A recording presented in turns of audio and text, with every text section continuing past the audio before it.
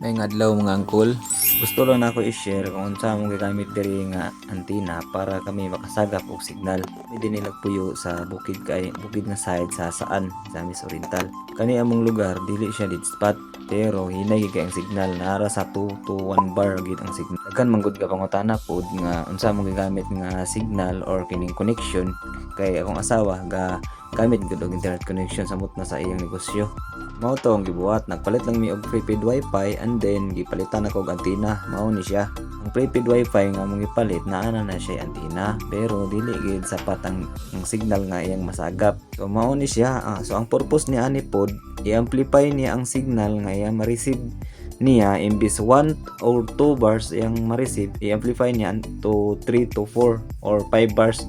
So kusog gid ang signal. Wala pa antenna nga mong gipalit kani sa wala pa na ako nikitaod dili ni halos makadaog og Facebook ang among prepaid wifi bisag isa lang ka cellphone di gid siya halos sa kadaog di loading gid kayo. Mao na ni siya ang solusyon. Imo lang ni siyang i-elevate gamay nga makatubang siya sa tower para maka-receive siya og signal i-amplify niya ipasa din niya sa prepaid wifi.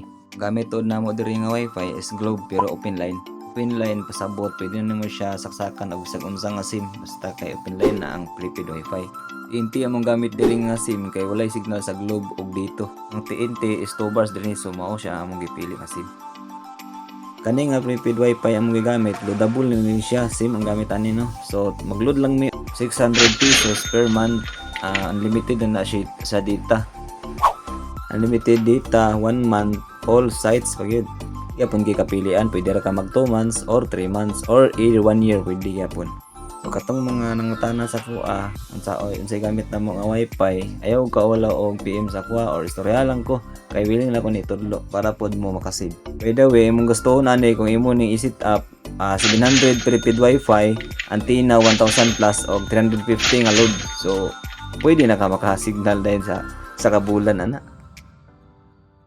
Charang natao na nato ni mga gol. Tulo ra nakaalambre ang gihikot para dili siya matumba. So kani siya patubang na nimo didto kung asa dapit ang night tower sa dapit nga side. So ato sa speed test karon sa iyang kuan sa kakusga. So mo ni pag-test mga angkol, ato lang ka sa Google tapos dito ka type network speed test. Kani sa Google gud kay legit ni siya.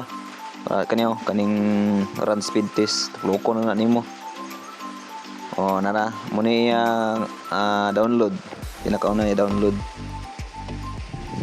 kani trial pa ni siya kay ako pa ning isiting ang iyang kuan makatubang sa tower kani gitron ako ni kay wala pa mo to nakatubang sa tower kaganina ako pang kuan ba imo i-trial pag hinay kani siya bali nimo og tuyokon nimo ang kuan kining antenna nga di makatubang na gid sa tower mo kailangan nimo kay kusog man siya.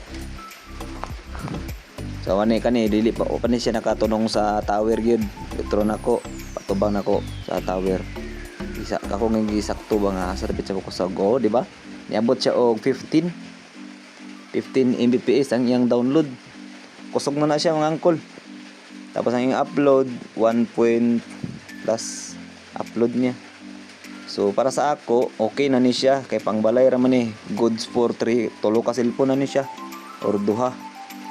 Sa among balay na may iyang manghud pod duha ra may kabok na cellphone na apoy TV isa ang mukunig nakabutag tulo.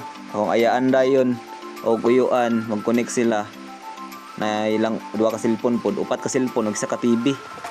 Na og gitro na to pag speed test nagidya sa 14.5 tapos ang upload 1 kapin say mabot siya 2 or 3 depende sa kuan kining bukid man ni amo dinhi depende sa kining kabaga sa panganod pagbaga ang dagom hinay siya ato gid otro makita kung legit ba jud kani nga kuan antenna nara kita ipaki-display diri sa ubos para makita ninyo.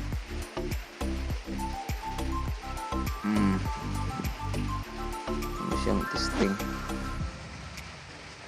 Nagi na sa 15 gid. Di na mawala sa 15. Say gani mabutog 80 no. Kanito nga wifi almost 3 years na namo ginagamit. So proven and tested na gid siya. So oro to. So salamat kay sa paglantaw sa among video. Bye bye.